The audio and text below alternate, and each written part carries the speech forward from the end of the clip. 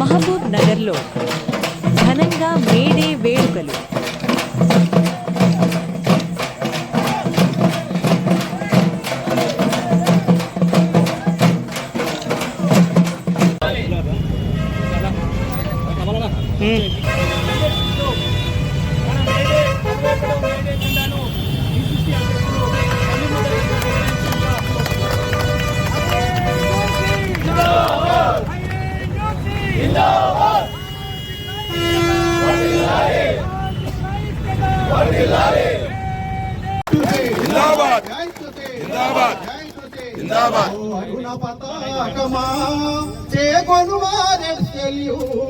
ప్రేమ జీవులకే తనమా మీ TV గోరెక్సెల్యూ ఓ అరుణ పతాకమిలో రెక్సెల్యూ.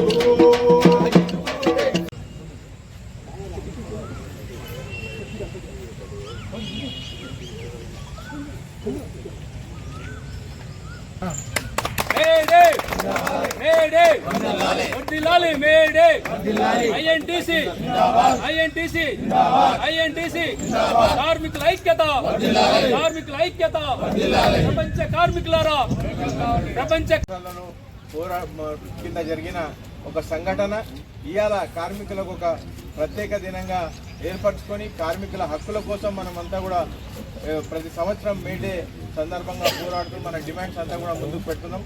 ఆనాడు మనకు కలిగించిన వాళ్ళు రక్తం చిందించి మనకు కలిగించిన హక్కుల వల్ల ఇలా మనం గౌరవంగా ఇలా అంతా కూడా మనమంతా ఒక సమానంగా ఉండి గౌరవంగా ఉండి అలా పనిచేసుకునే అవకాశం మనకు లభించిన మహనీయులకు అందరికీ కూడా వారికి ఒకసారి మనం గుర్తించుకుంటూ ఇలా కార్మికులు లేనిదే ఏ పని కూడా కాదని చెప్పి కూడా ప్రతి ఒక్కరికి మనకు తెలిసిందే. ఇలా పెద్ద పెద్ద భవనాలు కట్టాలన్నా లేకపోతే ఇలా దేశానికి వెన్నముక్కైన రైతాంగం పంటలు పండియాలన్నా కూడా అదేవిధంగా ఇలా యంత్రాంగం నడిపేయాలన్నా కూడా దేశ అభివృద్ధికి పాటుపడాలన్నా కార్మికుడు లేనిదే ఏది కూడా కాదు. కాబట్టి కార్మికుడు అనేవాడు చాలా గొప్పవాడు. కార్మికుడు లేనిదే ఒక రథచక్రం అనేది ఆగిపోతుంది. కాబట్టి కార్మికుడు చాలా దేశ అభివృద్ధిలో కార్మికుడు పాత్ర చాలా గొప్పది.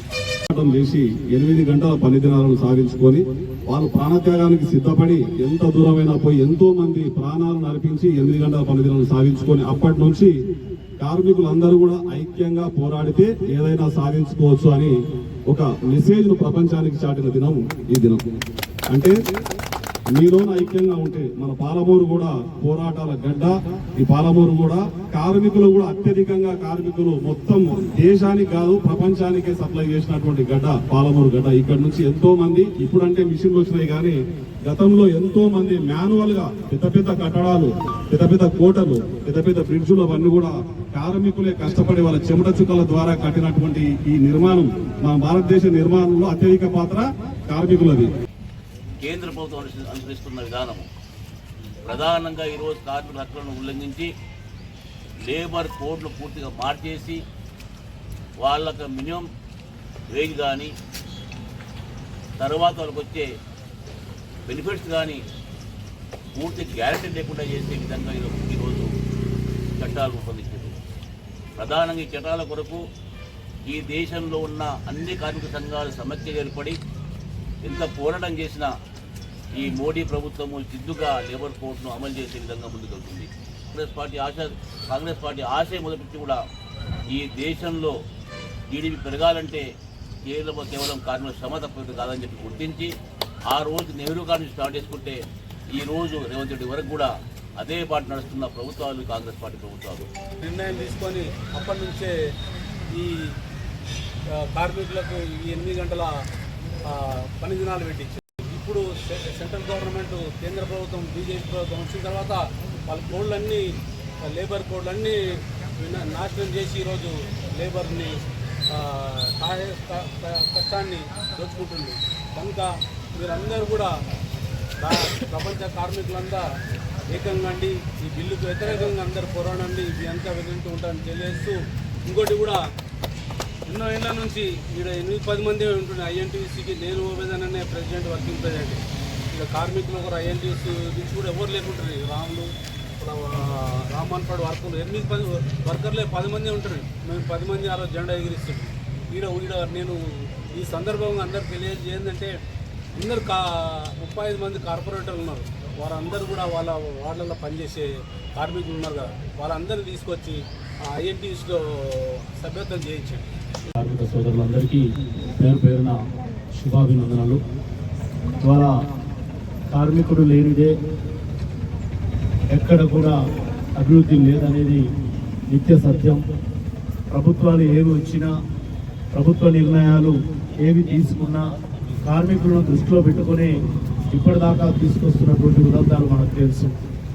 సుమారు 142 సంవత్సరాల కిందట చికాగో నగరంలో జరిగినటువంటి కార్మిక విప్లవం ద్వారా ఈరోజు ప్రపంచవ్యాప్తంగా ఉన్నటువంటి కార్మికులు కొన్ని సదుపాయాలు పొందుతున్న సంగతి మీకు అందరికీ తెలుసు. కానీ దురదృష్టవశాత్తు ఈరోజు భారతీయ జనతా పార్టీ కేంద్రంలో అధికారంలోకి వచ్చిన తర్వాత కార్మికులకు సంబంధించినటువంటి ఆరోగ్య విషయాలైతేనేమి, హక్కుల పోరాటాల్లో తీసుకుంటున్న నిర్ణయాలైతేనేమి పూర్తిగా కంటగింపుగా ఉన్నందువల్ల దేశంలో ఉన్నటువంటి యావత్తు కార్మికులు కూడా ఈరోజు అనేక ఇబ్బందులు పడుతూ ఉన్నారు.